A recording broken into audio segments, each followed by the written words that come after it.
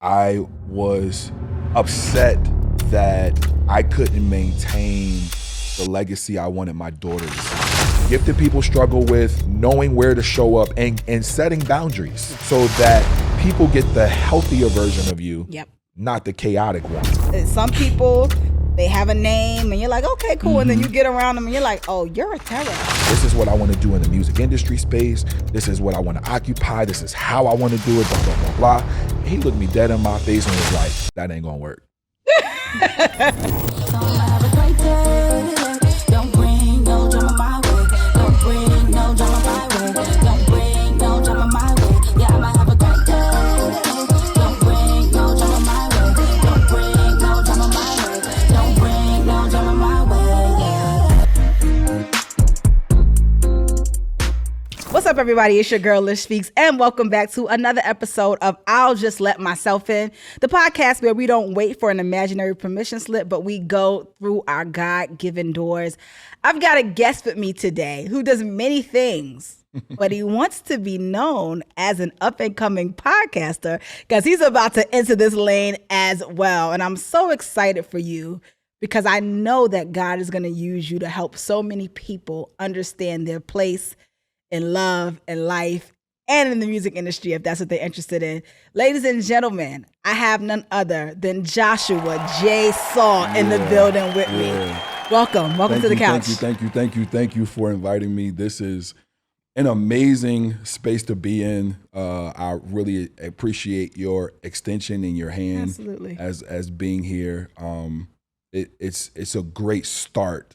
To what I know God's going to do even after this. Amen. I'm excited about this. Listen, y'all know before we jump into the actual interview, we have the best segment in podcasting right now, and it is called What I'm Stepping In, where we talk about the sneakers that I have on. Now, listen, usually my guests don't join me for this. But Josh has decided he's going to participate. So I'll go first. I'll describe what I have on, and then I'll let him go. Okay. I have on a sneaker that you guys have seen me wear before. It is the Adidas Samba soccer version of the shoe.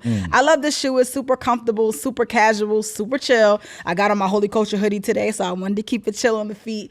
But I love this shoe. As you guys know, for me, comfort is king. I gotta be comfortable. I gotta feel good in my shoes.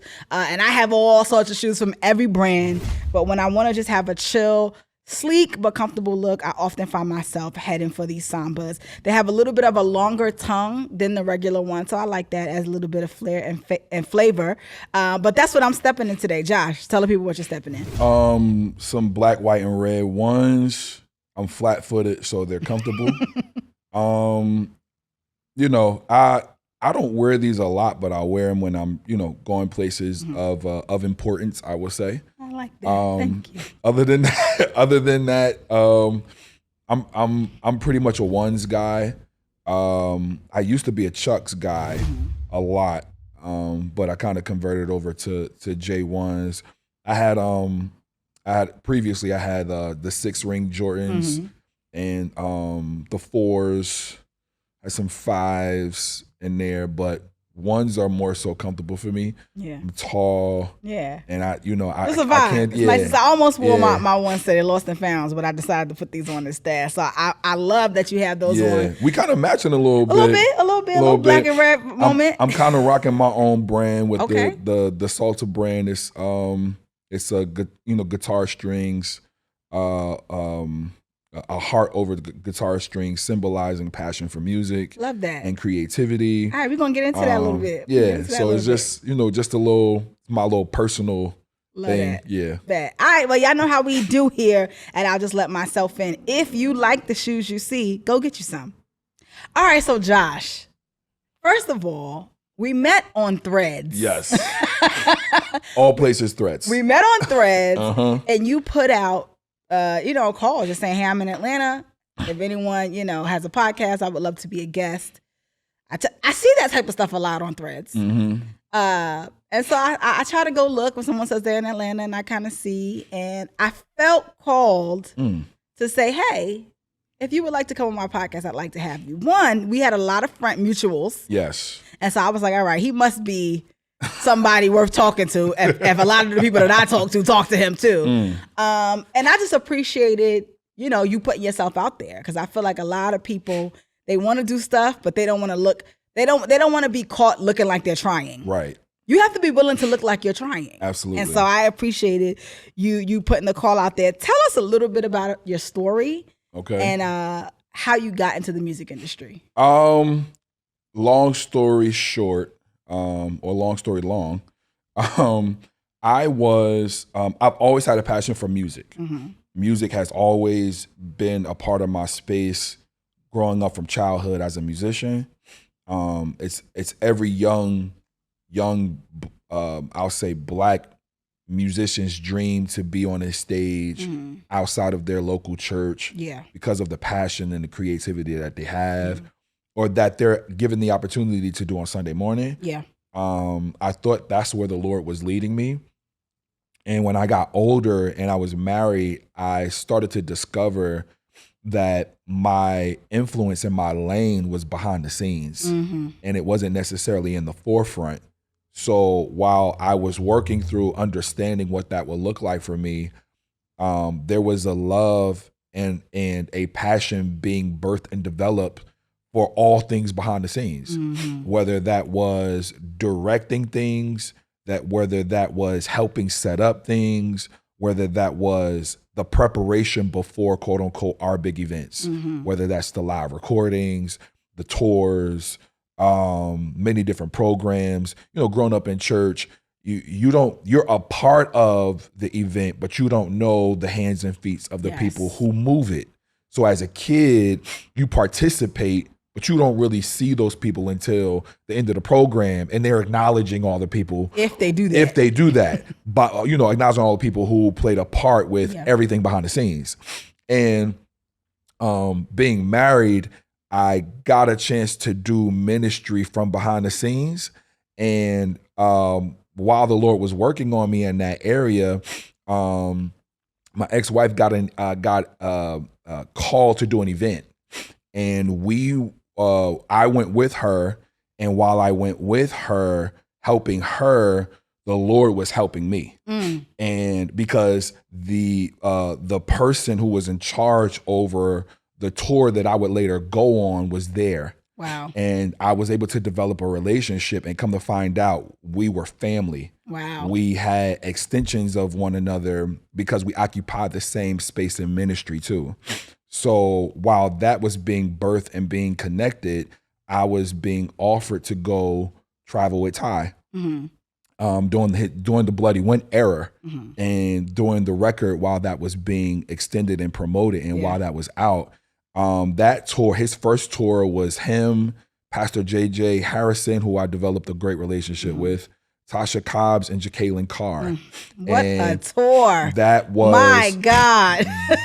for me, as starting off in the music industry, and that being your first tour. What year was that?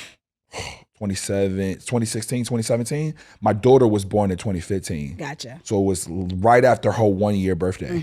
So during that time, and that's like your first start, to music industry, it was pretty heavy. So I learned the layers of not just artistry, but what to expect and how many things to expect while working on tour, and the responsibility of what it takes to execute a tour. So that was my my introduction, and developing a great relationship with Ty.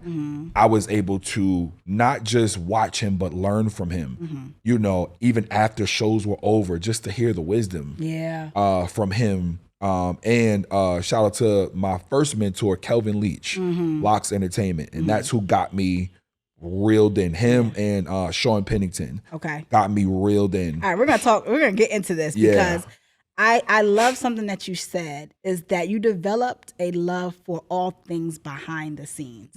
I feel like we live in an era where behind the scenes doesn't get the appreciation that it deserves. Oh yeah, no. I feel like And again, I'm saying this as a person who is always in front of the scene. I got you. I am the scene. Absolutely. But the truth is, and I try to say this as often as possible, without the people behind the cameras, behind the lights, behind the curtains, the people planning, like none of this stuff happens. And so I really love that you and people like you have this passion for what happens behind the scenes, because it allows the people who God has placed in a position to influence to actually be able to just do that. I realized on the tour how connected I was to the gift of administration. And It's a gift. I was able to trace it back to my childhood and my upbringing, watching my pastor, shout out to Apostle Joe Rudolph in Paterson, New Jersey, going and preparing for conferences. He was the first one I saw, not just with the ministerial staff, but just with others, putting together the pamphlets, putting together the pins and setting things up where it wasn't necessarily just a concern of his presentation at the start of the conference, Right. but the beginning of preparing way before people book their flights, way before people register for the hotel. My mom would sit in meetings in preparation for convocations and conferences, and there would be a whole village of people that I saw in my early childhood preparing, Making it happen. making things happen, orchestrating teams, putting this together. While I was a small participant because I was in the music ministry aspect of it. So me just coming to rehearsals, that's all I was doing. Right.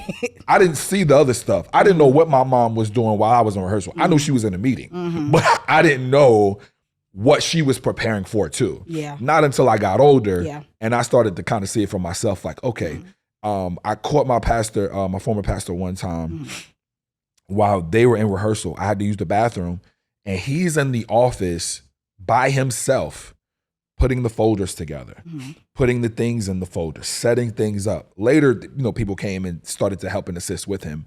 But while I was walking to the bathroom and I looked over to the left, he's just moving. And for me, that was like, okay, I see where I get it from. And that is ministry. Yeah. There's so much that I do, that the other ministers at my church do, that allows for the services. My church had a women's service recently, and I preached.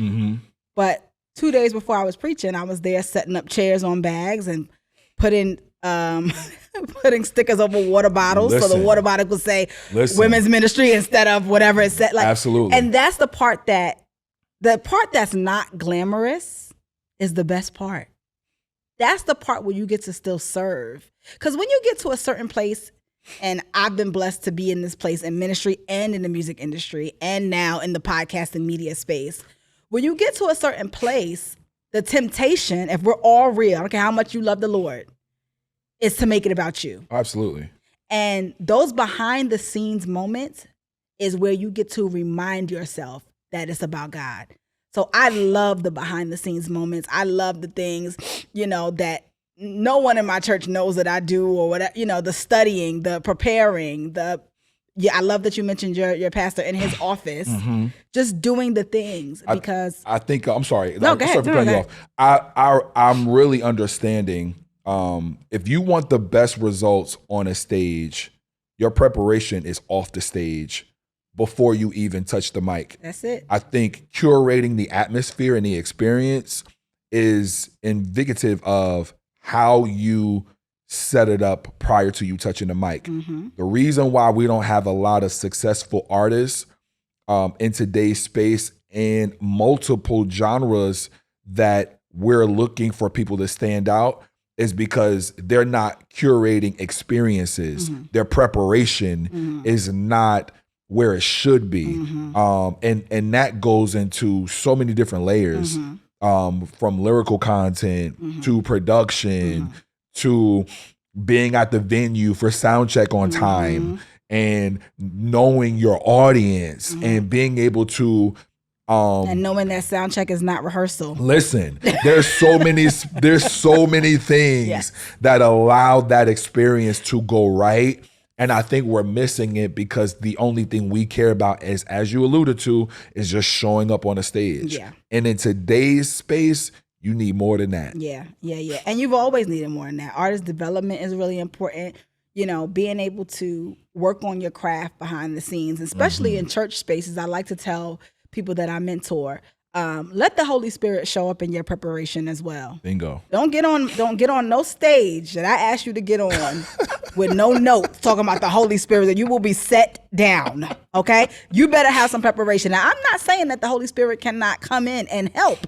He is a helper. I hope he does come in and help. Absolutely. But don't be up there needing the band to get the crowd going because you haven't prepared, you know? Study your Bible, study your word so that you can show up as someone who's tested and approved to teach it. And I think that's such an important part. That behind the scenes part is super important. Yeah. I feel like you being on tour, managing or helping to manage different artists' schedules and lives and different things like that can wreak havoc on your personal life. God. Right? So without getting too much into your business, you can get as much in your business as you want to, but I'll pose it like this. What advice would you give someone who's on tour with other artists, behind the scenes, helping to make sure other people's lives come together well?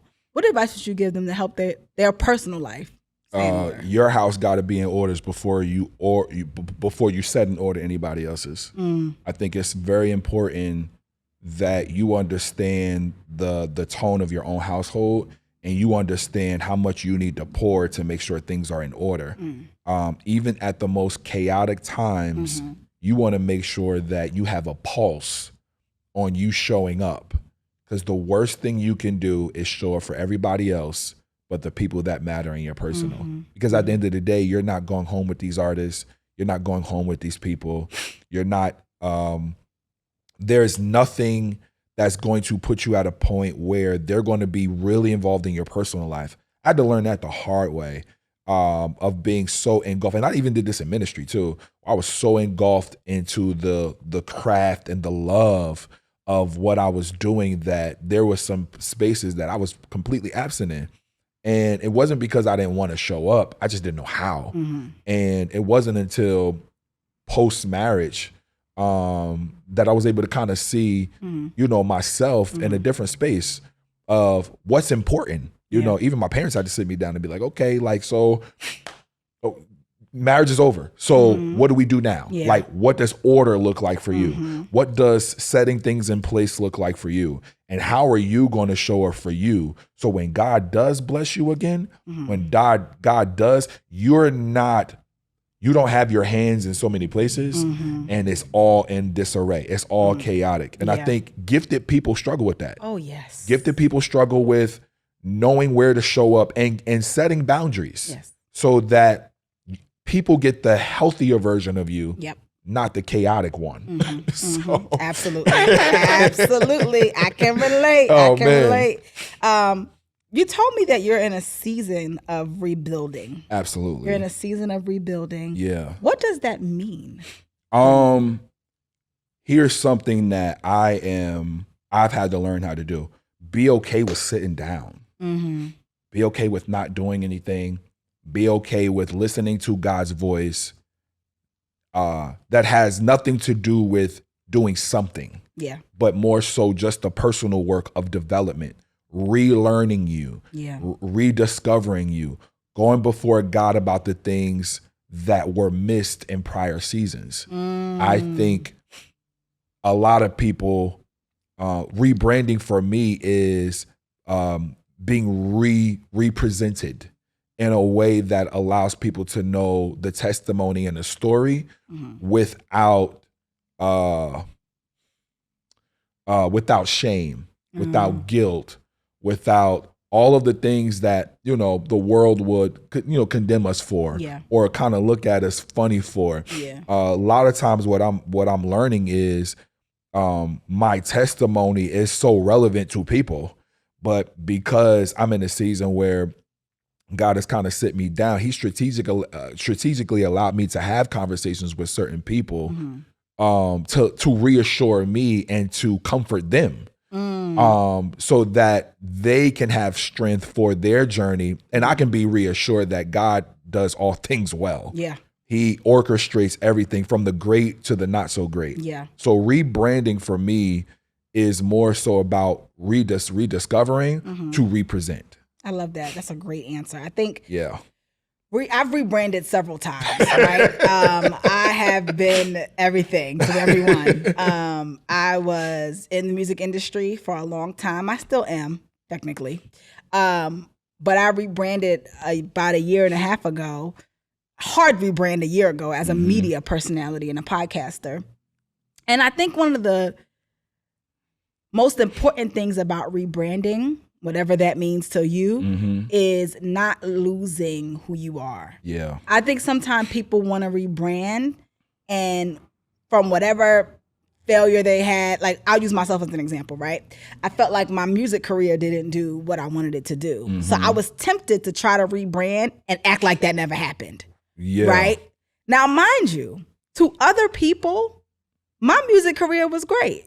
You know, I was highlighted on very big platforms. I worked with great artists. I wrote for people. But because I never became whoever I thought I was supposed to become, I was tempted to be like, okay, that's done. Never gonna talk about that again. Let's just do media. And I feel like God had to tap me on my shoulder and be like, baby girl, you wouldn't be here if it wasn't for that. So don't neglect that story. Man. Now, if that's not what you want to do right now, that's fine. Right? Wow. But we're not going to despise small beginnings. Yeah. Because the only reason Holy Culture even knows who you are is because of your music. Wow. That's how you got played on Holy Culture first. Wow. So let's not try to act like the music doesn't exist. Wow. And so my encouragement to you and anyone who's rebranding is tell the whole story. Just tell the whole story. Because guess what? One day, if you want to do whatever again, right? You're not reintroducing people to something that they never knew existed. And I think that God had to deal with me with that for whatever, I don't know that it was shame, but just, feeling like maybe I failed in that area. So I don't know whatever you're rebranding from, but don't be afraid to tell the whole story. I think that's probably, and you're tapping into me and my mom's conversation a few weeks ago about how everything is a testimony, not just the great things. Yes. And she was pushing me because I was so focused on highlighting certain things, or I was kind of talking to her about what my endeavors were. And she said she was in the middle of a fast, so she said she was going to bring it before the Lord and I'm on a fasting praying mother. Listen, I got the best. Yeah. So we were kind of talking about that, and before the conversation ended, she was like, "Don't be afraid to talk about where you were at one point in your life. Don't. I was through therapy, I discovered I had like functional depression. I was addicted to working so I wouldn't have to pay attention to things. I was addicted to doing things so I wouldn't have to see some of the obvious things in my life. And when I got a chance to just sit down and not do so much, That'll do it. going to therapy, it smacked me upside my face. So having this conversation with my mom about my personal transition, she encouraged me. She was like, this is all a part of your testimony. Like whether you realize it or not, either you willingly talk about what the Lord has brought you through, or you get that holy unction through the Holy Spirit to push you to say what it is you need to say, because it's not just healing you, it's going to heal somebody else. Yeah. You don't know what another man has gone through in marriage. Yep. And the failure of that and how it looks. And I think probably one of the things that I felt shamed about is promoting marriage as a goal and imagery and not meeting the standard of what was publicly seen. Yeah. I mean, a lot of my friends and family who knew me and knew us, we were on social media in every way, shape, and form. We even, promoted our daughter in a way where we looked great. But behind the scenes, there were so many things and layers and things that were not necessarily shaped correctly the severance of the marriage, it put me in at a very devastating and depressed state for a while. Yeah. So the only thing that I felt comfortable doing was the things I was good at. And the only things that I wanted to focus on and highlight was all the great things I was good at. I needed a win. And I needed something to allow me to not feel what I was really feeling. Yeah. You know what I'm saying? And especially me and my therapist was talking, and he was explaining to me the stages of, what that looks like. And he encouraged me to not just talk to the Lord about it, but be okay feeling. Yeah. Men don't feel. We don't talk, we don't feel. And that was very hard for me. It was very difficult to have to be publicly in places. Yeah. Single, yeah, by myself, no ring, no nothing. It was the awkwardest thing in the world after 10 years, I'm sure, of being in a space where I was proud, no matter what the condition or the season, I was proud to be married. And to not reach that, to not have that, it was a blow. Yeah. It was a blow. And my parents covered me during that time. Yeah. Amen. I ain't gonna talk about the other part where I was wilding a little bit. Let's talk about it now. I'm just playing. I was We're gonna wilding cover you, a man little of God. bit. We're gonna cover you. But they even covered me in that season. Yeah. Because they understood you were hurting. I was in a not so great space. Yeah. And I kind of felt like taped in a way. I couldn't say what I really wanted to say. I couldn't really kind of go through and talk through my frustrations in a way about the things in just the position of how things happen. The Lord kept me quiet, but I was hurting. Have you forgiven? Have you forgiven yourself and your ex? Yeah. Do you feel like you've forgiven yourself? I think I have. I think the sting of it is gone. Okay. The sting of it is definitely gone. The sting of expectation of what I expected and how I expected things to go, the reality has set in. Yeah. And I think that is the greatest thing God gave me was to rediscover and re-understand what the real picture looks like. Yeah. Not the one I created, not the delusional state. Yeah, not the one the church created, not the one that I created based off of the decisions I made. I looked at marriage from a standpoint of how I saw in church. And I saw ministry, I saw preaching, I saw marriage in a great space. But what I did not see what was behind the curtains.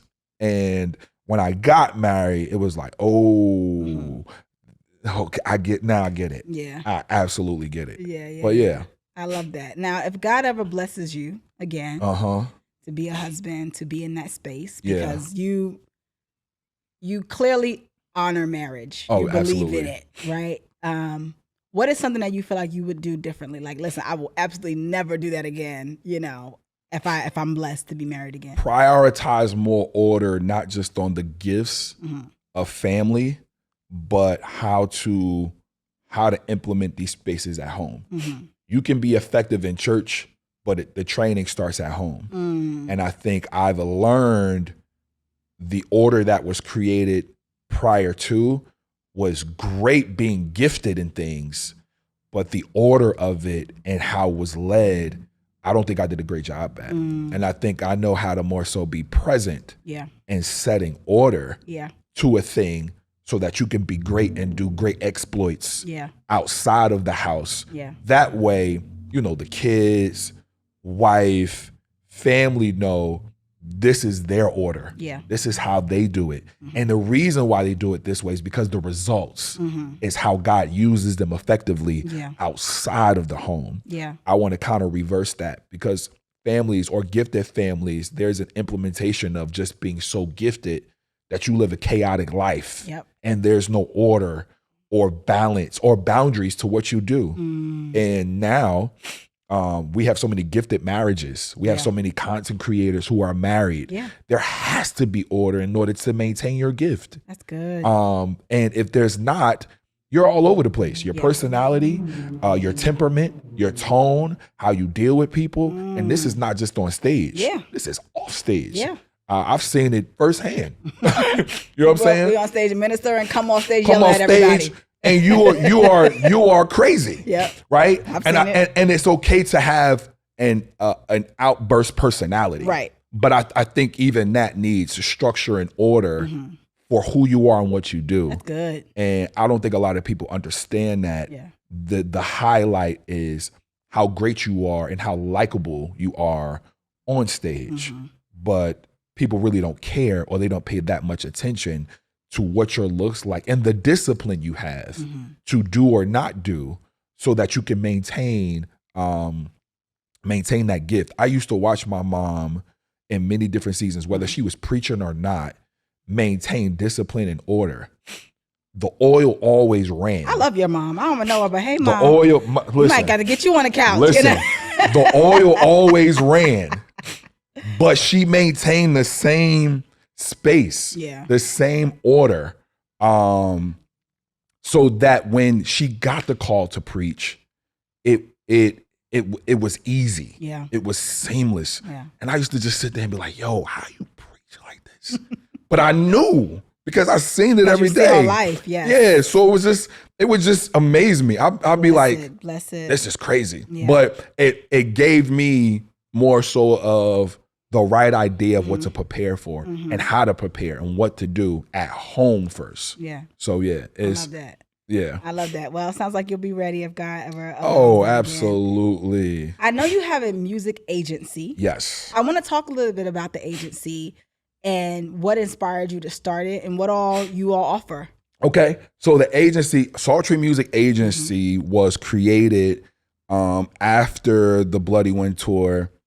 Shout out to Ty. Shout out to Kelvin Leach. Shout out to who else was with me on my journey? Sean Pennington, Morgan Turner, J.R. Nelson. These guys, musicians and managers, road managers and executives, helped me build or really look at the passion and love that I had, because they were on stage doing it. Yeah. And I saw their work ethic off stage too. So I remember at the end of one show, I went backstage and I was so ambitiously excited, right? I was talking to Sean Pennington. I was saying, this is what I want to do in the music industry space. This is what I want to occupy. This is how I want to do it, blah, blah, blah, blah. And he looked me dead in my face and was like, that ain't going to work. That ain't going to work. I mean, brought me down to here. And he said, this is the start, but you need to occupy space in the music industry. You need to know how it functions. You need to know the personalities. You need to know genres. You need to be well aware of people that are in different positions who occupy and make these decisions before you can try to institute to some level of change or answer to a problem that you see. And a lot of times, even in today with music industry, we want to infuse our ideas and we don't know the space. You don't even know it. You don't know how it's moving or why it's moving in a certain direction. And after sitting with that for some time, now mind you, even after the tour, I was still traveling with Ty. I was still traveling with Pastor JJ Harrison and Youth for Praise. And then serving at my local church. This question was just on me, it's sitting on me. How can I occupy a music industry space and how can I be an answer to a problem? I got to know what the problem is first. So while occupying and traveling, I was just able to look at and see what artists was dealing with and what their needs were and, you know, what their concerns were. And then look at the labels and without judgment, pay attention to why they have to make the decisions they have to make. Why the budget is set for this. Why there's no budget for this. Right. Why they're and I don't necessarily always agree with the decisions of why labels do what they do, but I understood it. And so now the agency is a bridge between label and artists, right? And in certain spaces, I'm not going to charge you with interest, but I'm going to allow you to occupy a space that helps you move to the next stage. And whether that is in directing, whether that is production, whether that is in songwriting, whether that is in tour relations, I've occupied majority of my administration gift in just curating tours. So I know what that stage looked like. And I've sat in rooms and listened to records that I knew was going to do very well and was able to kind of talk through the artist on what the plan is to make sure it gets to its audience effectively. I didn't have to necessarily, my name didn't have to be on anything, but I was just able to help and assist and have conversations and talk and use my mentors as guidance to help me help them. Because now I'm in a space where I have built relationships. Hey, I am working with the artist and we're going through this and the record says this and his brand says this. How do I make this work? Send it over to me. Let me look at it. And they've looked at it. What do you feel? And I've told them how I felt and they've helped me navigate. And you know, I've had a few number ones. Okay, come on. Helping them along the way. I love it. But it was all because we took the time to have the conversation and build a relationship. And they respected my input enough to follow through what I suggested. You know, I've had plenty of conversations with a lot of people and it was just like, this sounds cool, but I don't want to do all that work. I just want to go over here and do this. I'm like, okay, cool. If it works for you, it works for you.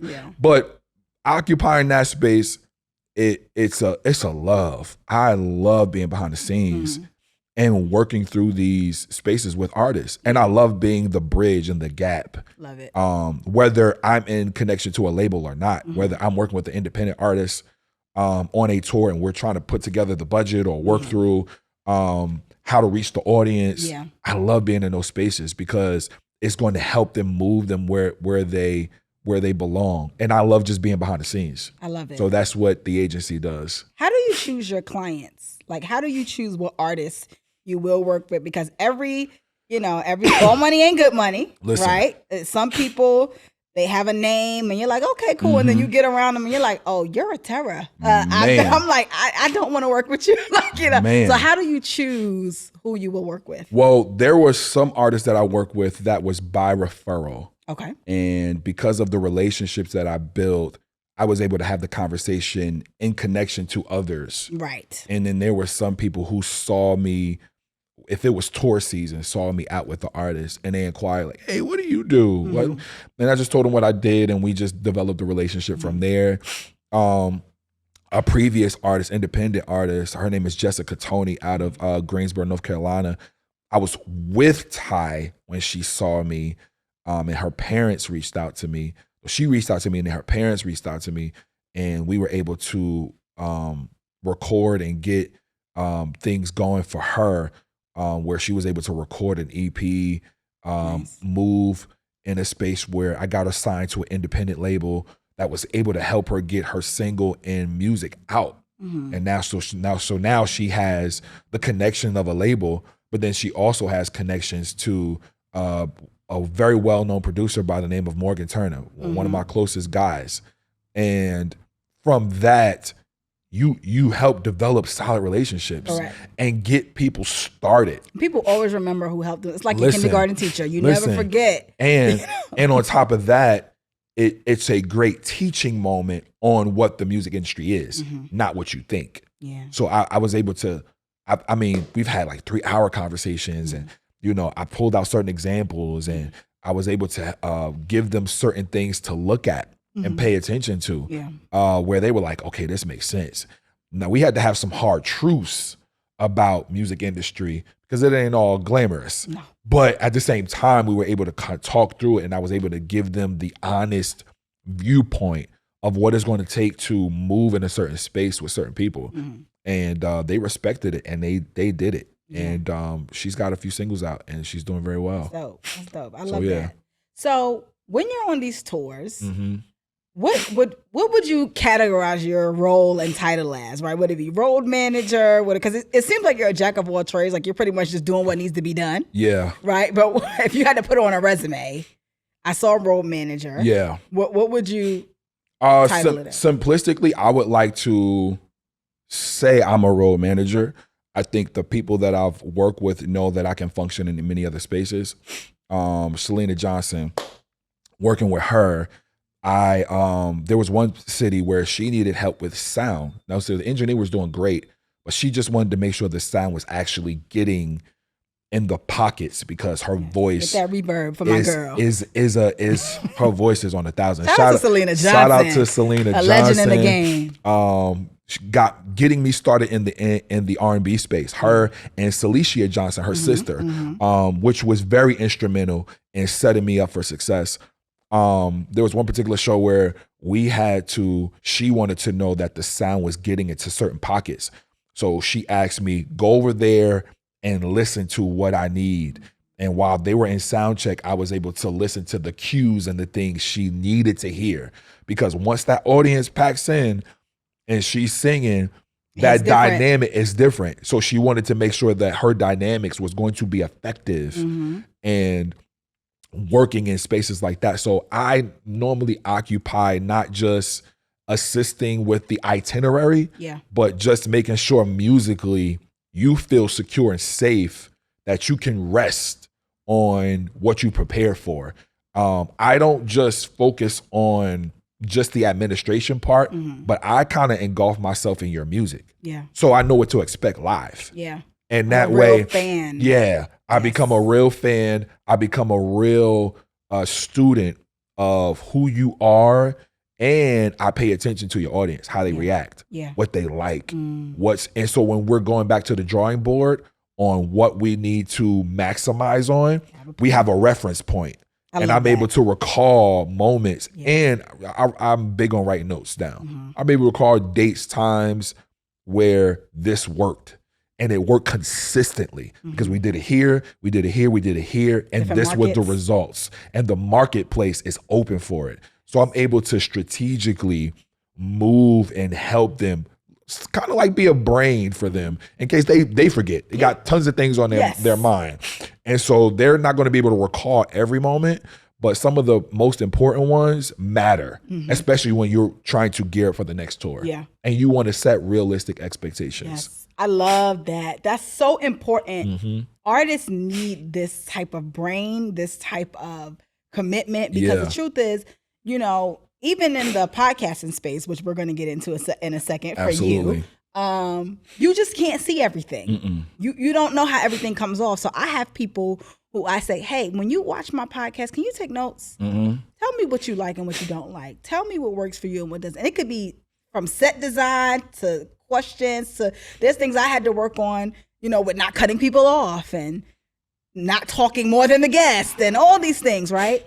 So it's so helpful to have people who are invested and who care about what you're doing, whether or not their name is on anything or not. Because the truth of the matter is, and I'm sure you've experienced this, your name being on something doesn't matter if it's the last thing you ever do with that person. Bingo. I'd rather my name not be on it, but you call me every time you're in town, rather than I'm so worried about my name being on something and you're like, I never want to work with this person again. If you keep doing the work, your name will be on it because you're undeniable. There's so much that I've done and so much that you've done from what I know that's behind the scenes that I didn't get credit for. But guess what? When it was time for me to get credit, God gave me the credit.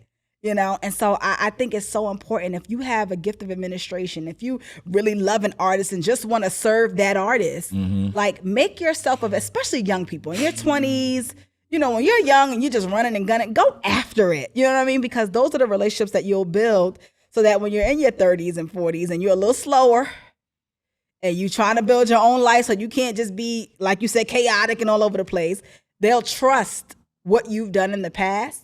and still want to work with you and hire you to help them through different seasons? One of the things that caused me to operate like that was because I was being asked, I want to say almost after every show or every other show, Kelvin Leach, without fail, and Sean Pennington would ask me what I observed. Right? I did a whole lot of stuff. What did you see? What did you notice? You were there for these performances.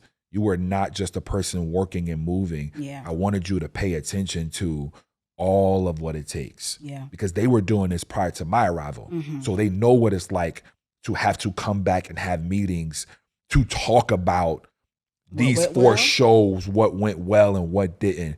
So it was for my personal build and skill set, not to just have a conversation and talk, but to know if it outside of Ty and Pastor JJ and whoever else, any other artist that you work with, you want to be knowledgeable, but you want to be a sponge to pay attention to what's important. Yeah. And you want to be able to regurgitate that to say what's going to allow them to be great, not you, right? And then on top of that, taking on the consideration of like just having a servant's mentality, I started to really dive into that thing. And without fail, I didn't realize how much I remembered. I didn't realize how much I recalled until I had to have a conversation. They had to ask me, what did you see here? What did you notice there? What did you? What were certain moments What did you hear? that you heard and you picked up on? Well, I noticed this. I noticed this. This was great. The audience kind of moved at when you sang this a certain type of way. Your closing song was amazing on this night. It didn't hit well in the previous city, so we may have to kind of figure out how we're going to do that. And they moved on it and they got the response they were looking for. And it made me feel like, okay, I think I do know what I'm doing a little bit. I think I know what I'm doing. I think I have an idea of what this is supposed to look like, designed and strictly set up for me. Yeah. So I think I'm a different type of road manager and manager because I really take on the pulse of the artist and their music to study what's necessary. That's what's up. That's what's up. Listen, let's get into your podcast journey. Absolutely. You are about to start a podcast and get into your podcaster bag. And I think it's going to be really great. Tell the people whatever you want them, whatever you're ready for them to know about it. Love, Life, and Music podcast probably be set to launch this summer. Nice. And it's going to be a podcast about all things love, all things life, and all things music. I don't want to be a relationship podcast, but I do think because I've occupied a space with gifted people, love and life play a part in how you set yourself up musically or in any other space in the entertainment industry. And I think I want to be a balance of not just highlighting gifts, but also highlighting balance into your mental health, into your spiritual health, into what is going to allow you to be your best gifted self. Yeah. And these things matter because we have a lot of gifted people with chaotic lives. And they look great on social media. They look great on podcasts. They look great everywhere else, but there's no balance and there's no order to their lives. So we're not just going to talk about your marriage and how great that is, but we're going to talk about your spiritual well-being and how much time you devote to prayer, right? We're going to talk about your mental space and how sometimes you need to come off the road. Yeah. You need to not do nothing and sit down. You need to rest. Yeah. It's not just about the maintaining being in front of people's faces. Yeah. But it's about maintaining your wellness to do the job you love to do so well. Yeah. Right? And the passion behind that and the love you have for it has to go into those spaces just as much as it goes into your rehearsal time. Yes. Just as much as goes into your studio preparation. Just as much love and passion you have for when the beats and the melodies sound great. You need to have that same vigorous attitude for therapy. Yeah. For a spiritual coach. Yep. Or showing up to church on a Sunday morning when you're not on the road. Period. And not because you're not playing drums, Not because you singing that Sunday, but because you need to be filled. That is, I think, the theme of my life. I know what it's like to be chaotic. I know what it's like to be all over the place. I know what it's like to want to set so many dreams and have so many aspirations to do and be, but I also not know what it's like to go sit down somewhere and really pay attention to what is important that's going to set you up for success. And the balance of music and the balance of your love life and your life matters. Yeah. We have enough relationship podcasts talking about gender wars. Where that's everywhere. Right. I don't want to do that. Yeah.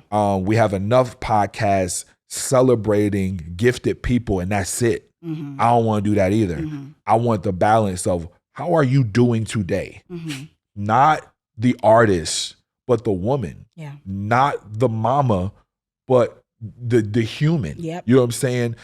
If we can get back to sobriety on what the Lord has called us to, I think our gifts will be fine. I love that. I think our gifts will be fine. Yeah.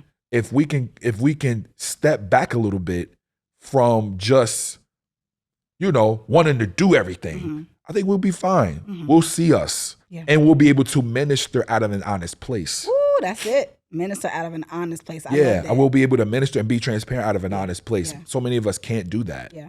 We have to just sing the song and we can't tell our testimony because we ain't honest. And that's another part.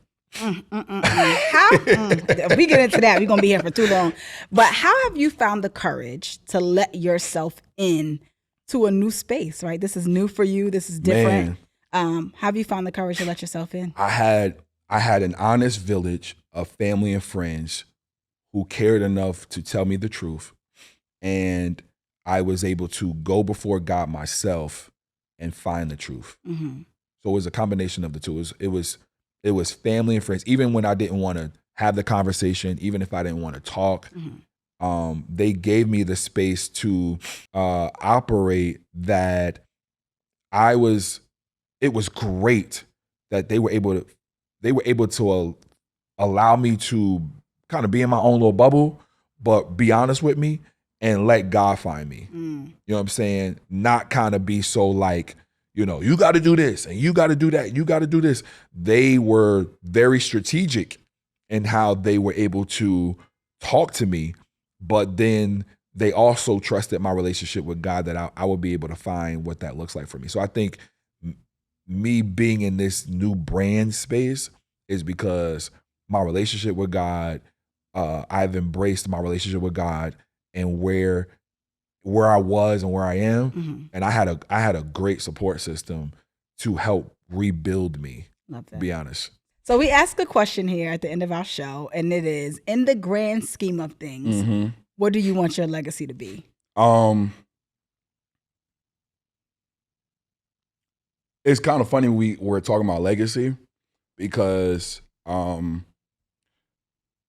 when my divorce was final and I was having these, I call them arguments with God. I was upset that I couldn't maintain the legacy I wanted my daughter to see. I didn't get a chance to see that with my father, my stepfather. My mom has been married to my stepfather for over 23 years. And he's been a great implementation of knowing what men are and what a man is, spiritually and naturally.